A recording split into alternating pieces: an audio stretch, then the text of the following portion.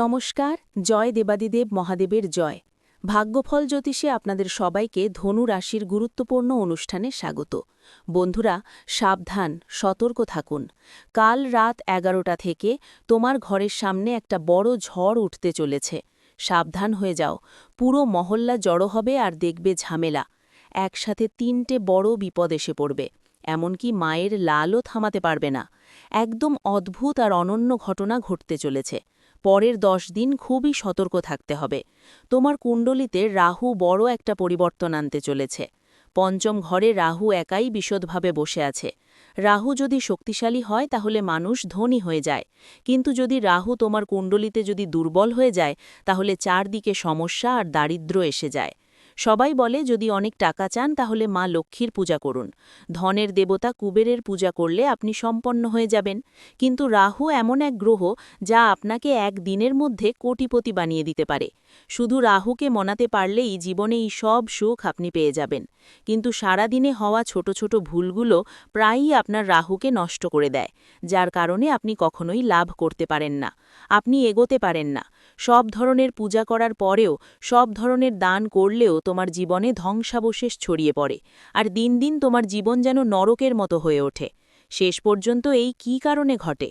গুরুজি আজকের ভিডিওতে এমন এক চমকপ্রদ সত্যি বলবেন এবং এমন কিছু উপায় দেখাবেন যেগুলো তোমার কুণ্ডলিতে রাহুকে অসাধারণ করে তুলবে। ভিডিওটা একদম শেষ পর্যন্ত দেখো। যারা জীবনে ধনী হতে চায় তাদের জন্য আজকের এই ভিডিওটা খুবই গুরুত্বপূর্ণ। প্রত্যেকটি বিষয় ভালোভাবে বোঝানো হয়েছে। এই ভিডিও শেষ পর্যন্ত দেখার পর তোমার মনে আর কোনো প্রশ্ন থাকবে না। প্রথমেই বাজরাংবলীর আসল ভক্ত যারা, তারা ভিডিওটা লাইক করে কমেন্ট বক্সে জয় শ্রীরাম জয় হনুমান লিখতেই হবে। হনুমানজির ভক্তদের ওপর রাহু খুবই খুশি থাকে। দেখো, এই দুনিয়ার সবকিছুই আমাদের গ্রহগুলোর গতিবিধির সাথে জড়িত। তোমার বাড়ি তৈরি হচ্ছে নাকি বাড়ি বিক্রি হচ্ছে, এই সব কিছু গ্রহের সাথে জড়িত। তোমার জীবনে ভালোবাসা আসছে, বিয়ে হচ্ছে না নাকি অনেক দিন ধরে বিয়ে হয়নি, এগুলো গ্রহের ওপর নির্ভর করে। তুমি ভবিষ্যতে কি করবে, সরকারি চাকরি, নিজের প্রাইভেট কাজ নাকি কোনো ব্যবসা শুরু করব, সবকিছু বাড়ির চারপাশের পরিস্থিতি অনুযায়ী চলে। এজন্যই বড় বড় বুড়োরা সময় সময় হাত দেখায়, কুণ্ডলী বানায়। আজকের সময় যতই আধুনিক হোক আর এসব কিছু মানতে চায় না, কিন্তু গ্রহগুলোর জীবনের উপর প্রভাবকে কেউ অস্বীকার করতে পারে না। আর গ্রহের মধ্যে একটা গ্রহ হলো রাহু। যদি রাহু তোমার শক্তিশালী হয় তাহলে হঠাৎ করেই তোমার টাকা পয়সা আসতে শুরু করে। কেউ যদি ঝুপড়িতে থাকে বা কাঁচা ঘরে থাকে আর তার রাহু শক্তিশালী হয়ে যায়, মানে সে এমন কিছু কাজ করেছে যেগুলো রাহুকে শক্তিশালী করে তোলে, সেই মানুষ দৌড়ে চলে দিন দিন রাত রাত চতুর্গুণ উন্নতি করে, ঝুপড়ি থেকে প্যালেসে পৌঁছে যায়। কিছু মানুষকে তুমি দেখেছ, হঠাৎ তাদের জীবন বদলে যায়। কেউ সোশ্যাল মিডিয়ায় ভাইরাল হয়ে যায়, হঠাৎ কারো ভিডিও ছড়িয়ে পড়ে, তারপর হঠাৎ করেই টাকা পয়সার রায় হয়, জীবন একেবারে উল্টে যায়। এটা হয় রাহুর শক্তির কারণে। খেয়াল রাখো, যে মানুষ নিজের কুণ্ডলিতে রাহু শক্তিশালী করে তার বিদেশ যাওয়ার সুযোগও মেলে, বিদেশে বসবাসের সুযোগও পায়। রাজনীতি হোক, মিডিয়া হোক, রিসার্চ হোক, যে কোনো ক্ষেত্রেই সে সফল হয়। সেই মানুষটা নিজেকে প্রভাবশালী বানায়, সমাজে নাম, খ্যাতি আর মর্যাদাও পেয়ে যায়।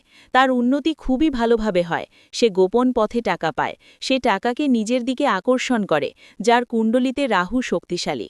কিন্তু তোমার কুণ্ডলিতে রাহু শক্তিশালী নাকি দুর্বল, সেটা তুমি কিভাবে জানবে? তোমার জীবন তো অনেক বছর ধরে কষ্টে যাচ্ছে, মাথার ওপর ঋণ আছে, কাজগুলো হচ্ছেই না, করতে করতেই সব ভুলে যাও, যা করতে যাও তা অসম্পূর্ণই থেকে যায়, চারদিক থেকে ঠাট্টা শুনতে হয়, একলা পড়ে গেছো, কেউ সাপোর্ট দিচ্ছে না। তোমার রাহু কি খারাপ অবস্থায় আছে? সামনে ভিডিওতে পুরো তথ্য তোমাকে জানানো হবে। এই ভিডিওটা শুরু থেকে শেষ পর্যন্ত দেখতে থাকো।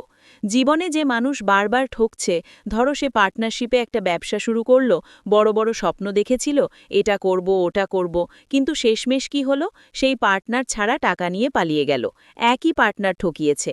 না হয় কোনো মেয়েরা বিয়ের বড় স্বপ্ন দেখিয়েছে, কোনো ছেলেও বিয়ের বড় স্বপ্ন দেখিয়েছিল, তারপর ছেড়ে চলে গেছে বা চলে গেছে। যদি কেউ বলে যে তুমি ভুল সিদ্ধান্ত নিচ্ছ, তখন তুমি মুহূর্তেই দ্বিধাগ্রস্ত হয়ে পড়ো আর ভাবতে শুরু করো, আমি কি এটা করব না করব না। এর মানে তোমার মধ্যে আত্মবিশ্বাসের অভাব আছে। যারা সিদ্ধান্ত নেয়ার ব্যাপারে অনভিজ্ঞ তাদের মধ্যে এ ধরনের দ্বিধা বেশি দেখা যায়। সাধারণত যাদের কুণ্ডলিতে রাহুর অবস্থা ভালো থাকে না তারা বেশিরভাগ সময়ই ভুল সিদ্ধান্ত নেয়। তুমি হয়তো নিজেকে বলেছ, আমি সিদ্ধান্ত নেয়ার ব্যাপারে একটু দুর্বল। যখনই সিদ্ধান্ত নেয়ার কথা ভাবো অনেক সময় নাও, যাই হোক যেভাবেই হোক সিদ্ধান্ত নিয়ে ফেলো, আর কেউ এসে বলে তুমি ভুল করছো, তখন তুমি গোলমেলে অবস্থায় পড়ো। এটাই রাহুর খারাপ অবস্থার একটা লক্ষণ, একটু হলেও। সাবধানে থাকতে হবে তোমাকে। কিভাবে রাহুকে ঠিক করতে হবে, কোন কোন অভ্যাস তোমার আছে যা রাহুকে খারাপ করে দেয়, সবকিছুই ভিডিওতে থাকবে। আজকের এই ভিডিওটা দেখলে ভবিষ্যতে কখনো দারিদ্র্যের মুখোমুখি হতে হবে না। টাকা তোমার হাতেই থাকবে, কিন্তু তোমার ভালো ভবিষ্যতের জন্য কি তুমি 10 মিনিট দিতে পারো? তাহলে ভিডিওটা শেষ পর্যন্ত দেখো। অনেকেই বারবার ইচ্ছাকৃত না হয়েও মানসিক চাপের মধ্যে পড়ে যায়। কখনো কখনো আমরা নিজেই চেষ্টা করি, আজ আমি খুশি থাকব, আজ কারো কথাকে মনেও করব না, কারো কথায় মন খারাপ করব না। কিন্তু সন্দেহে আসার পর আবার কোনো ঘাটতি, আবার কোনো ভয়, আবার কোনো সমস্যা আমাদের মানসিক চিন্তায় ফেলে দেয়, আমাদের মধ্যে ভয় তৈরি করে।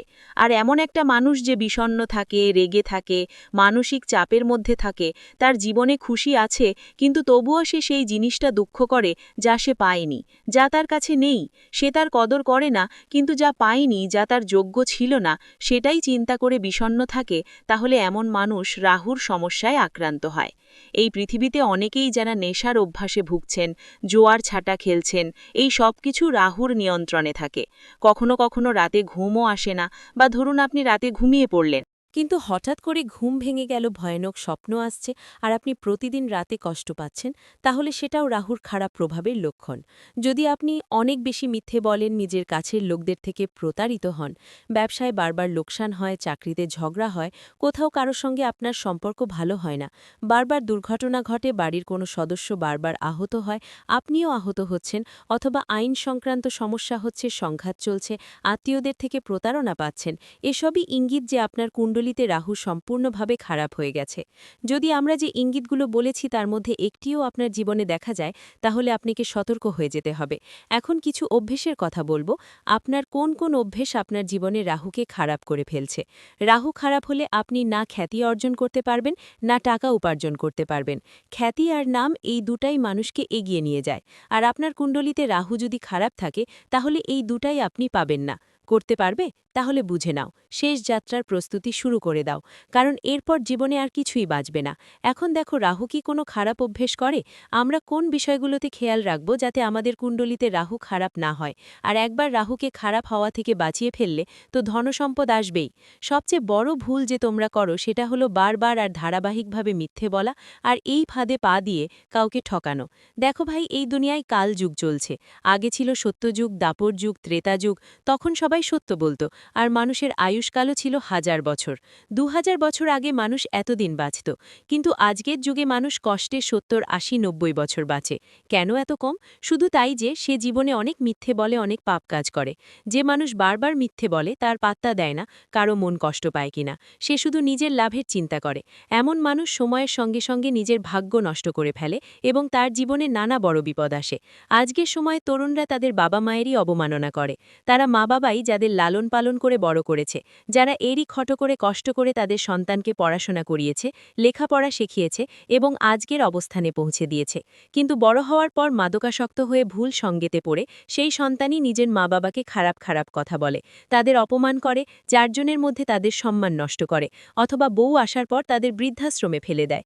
তাহলে প্রথমেই বলতে হয়, এমন সন্তানই কুপুত্র হয় এবং এমন ছেলেমেয়ের ভাগ্য সবসময় খারাপ থাকে। আজকের স্কুলে ছেলেমেয়েরা নিজের শিক্ষককেও অপমান করে, তাদের গালাগালি দেয়, বিভিন্ন নামে ছেড়ায়।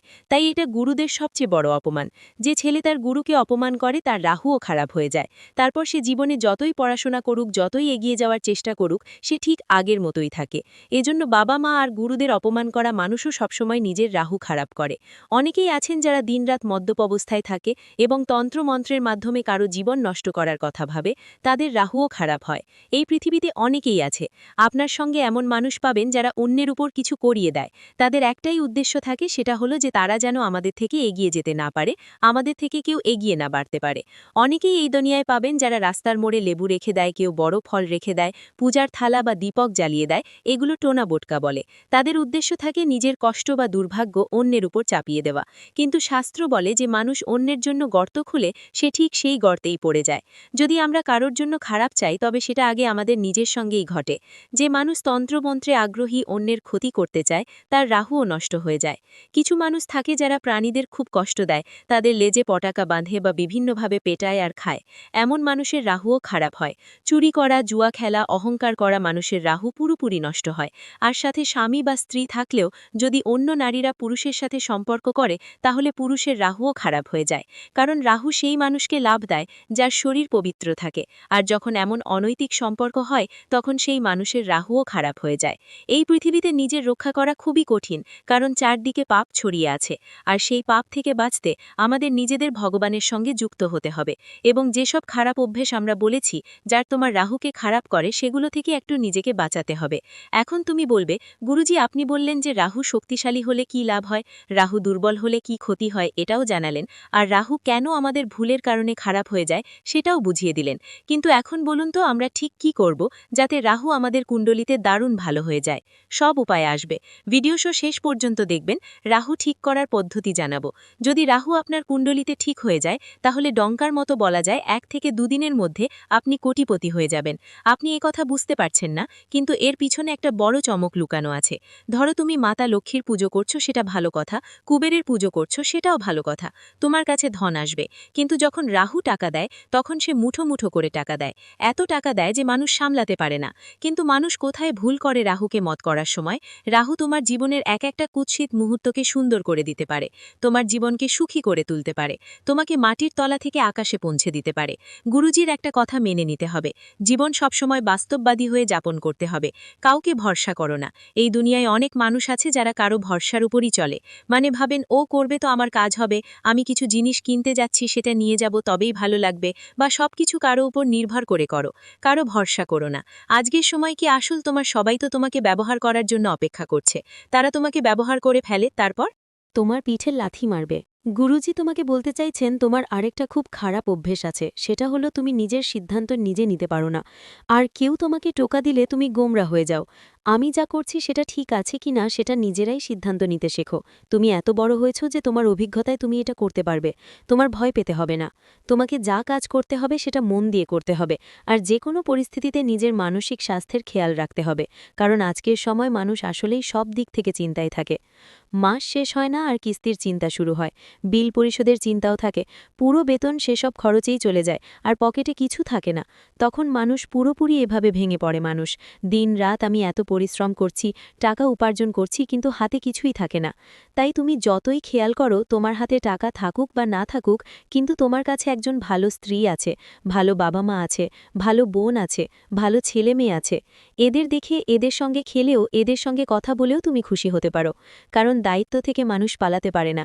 তোমার ঋণ একদিন অবশ্যই শেষ হবে, তখন তোমার পকেটে কিছু টাকা বাঁচতে শুরু করবে। কিন্তু মনোযোগ দিতে হবে, মানসিক চাপ কমানোর কথাও। জীবনযাপন করলে এটা তোমাকে ভেতর থেকে খালি করে দেবে। মানসিক চাপ তোমার থেকে পুরোপুরি তুলে ফেলো।